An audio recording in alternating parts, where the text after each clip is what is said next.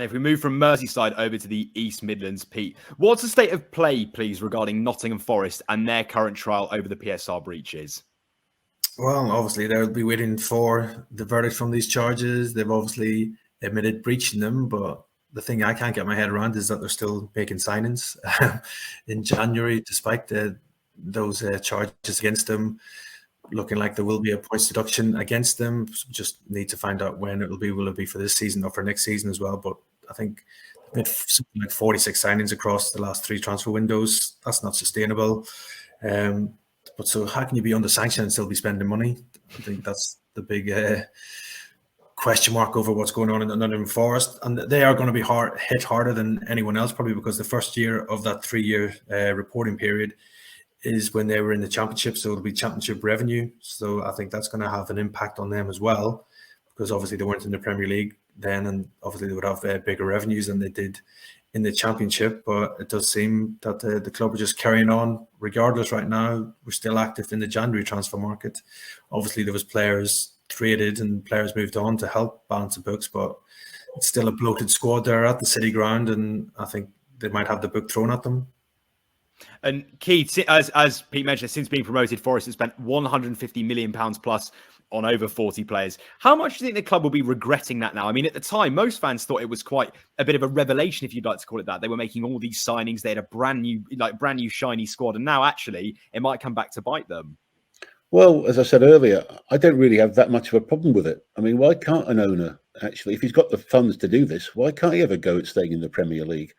I think that's what makes the game great. It gave the Forest fans a lot of hope, and it was exciting to try and see them, do the best they could. I personally don't have a problem with it, and as long as Marinakis, the owner, can afford it, that's fine. It's when he starts, putting the club in debt and jeopardising the whole future, then I'd have an issue with it. But it seems he's got the resources from all reports, and he's certainly, so far, there's been no issues around the financing. So I wish him good luck. Well, I guess it remains to be seen how they get on. Of course, second half of the season, they are teetering on relegation. Pete, they're currently sitting 16th in the table, 2 points above the drop zone, which is where Everton are placed at the moment. If they do receive a points deduction, whenever that will be, again, remains to be seen. Could that be a defining factor as to whether they go down or not? Yeah, I think obviously, even without the points deduction, I think they were going to find themselves in this relegation battle. They've obviously changed manager in December to try and see if they can climb up the table, with Nuno being brought in and Steve Cooper paying the price. I think they've won 5 games in the Premier League so far this season. They'll be looking for a big improvement in this last 14 games or so of the Premier League to ensure that they do stay up as well. Obviously, a point deduction will really hurt them and give hope to the teams around them that they can get out of it. You look at the likes of Luton Town.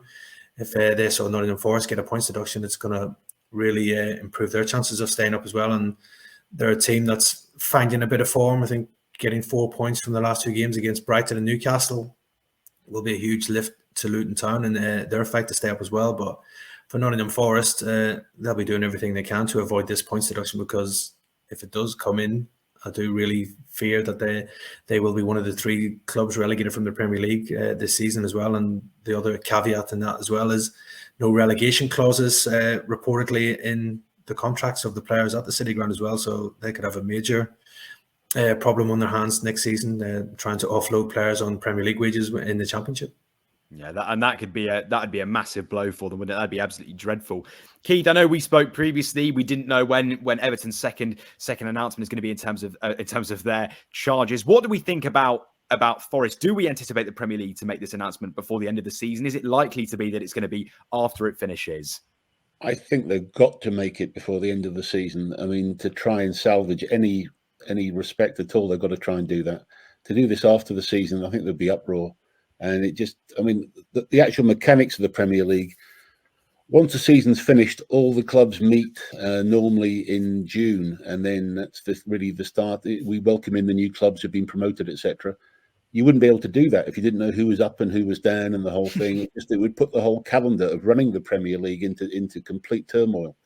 So it's for all sorts of reasons, but this is a mess of their own making. Again, I would say this, and once again, Masters and Alison Britton, the chairman, I think, have got to take all the blame for this. And I'll keep on saying it as long as I can. Well, yeah, I'm sure you absolutely will. So if we come, You've just watched a segment from Football Insider's brand new podcast, The Inside Track, with me, Lewis Pearce, alongside the guests on the show. Thanks very much for tuning in. Please do give the video a like, comment your thoughts on the topic, and feel free to share on your social media pages. If you want to listen to the full podcast episode, click the link in the description below. Keep your eyes peeled for plenty more content and exclusives here on The Inside Track.